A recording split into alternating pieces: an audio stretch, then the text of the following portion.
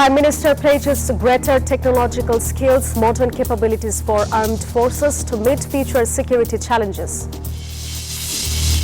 Awami League faces potential ban if criminal allegations are proven, says Chief Prosecutor. And Health Minister blames plasma leakage for rising dengue fatalities, calls for more doctors and nurses to handle crisis. Hello and welcome to the News24 English Bulletin. This is Jannatul Sadia. Those were headlines. Now the details. Prime Minister Tariq Rahman has urged the armed forces to remain ready for growing security challenges. Speaking at the 51st anniversary of the President Guard Regiment in Dhaka Cantonment, he said cyber warfare requires modern skills and advanced capabilities. He stressed that armed forces represent national pride and sovereignty. The President also pledged continued military modernization and said Bangladesh will strengthen its national security strategy with a four-dimensional defense approach. The government has banned the use of the Prime Minister's photograph on banners, festoons and billboards prepared for official events. A cabinet division circular announced the new directive. It said publicity materials must clearly present the purpose, message and content of each program. Designs should focus on the event instead of individuals. Authorities also instructed organizers to ensure all information is relevant, balanced and presented in a clear manner.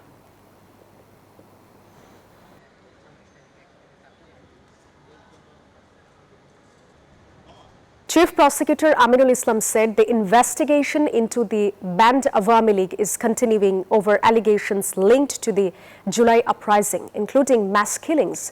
Aminul Islam said the party will face trial under tribunal law if sufficient evidence is found. He added that the role of former allies will be decided after the investigation. If proceedings begin, former Prime Minister Sheikh Hasina could also stand trial as party leader.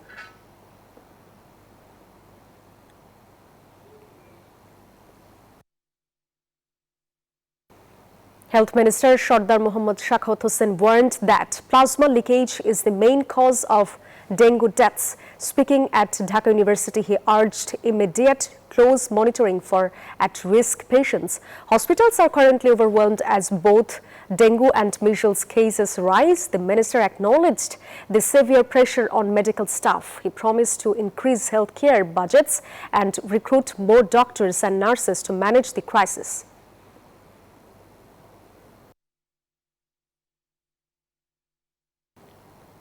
Dhaka South City Corporation Administrator Abdus Salam says the fall of fascism after the July uprising marked a major political change. He said the next challenge is resisting all forms of dominance while protecting democracy. Speaking at a prayer event at the National Press Club, he warned against programs that could threaten democratic values. Special prayers were offered for those killed and injured during the July movement.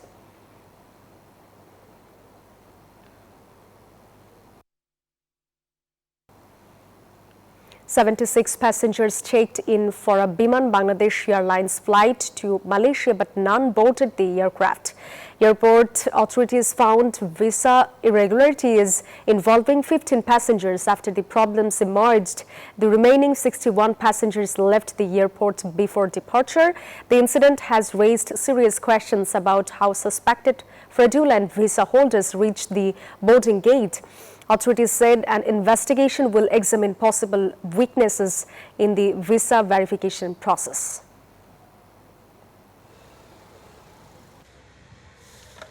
More than 30 homes, shops and other buildings belonging to 15 families were damaged after a deadly attack in Podrobila village in Norail. Residents also alleged widespread looting during the violence. The unrest followed the killing of an elderly man after a dispute over a football match.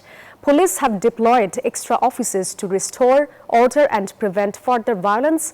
Many frightened families are moving their belongings to safer places.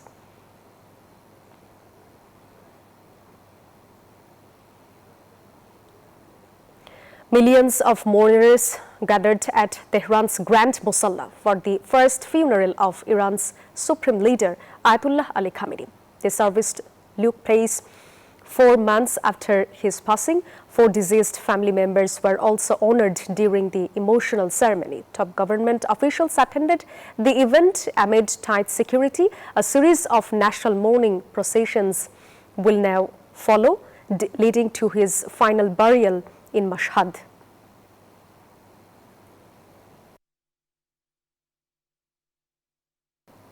President Donald Trump has addressed crowds at Washington's National Mall to mark America's 250th Independence Day. Severe thunderstorms and extreme heat delayed the event, forcing brief evacuations. However, thousands returned to hear the president speak. In a 40-minute address, Trump declared the start of a new golden age for the nation. The historic celebrations concluded with spectacular military flypast and fireworks.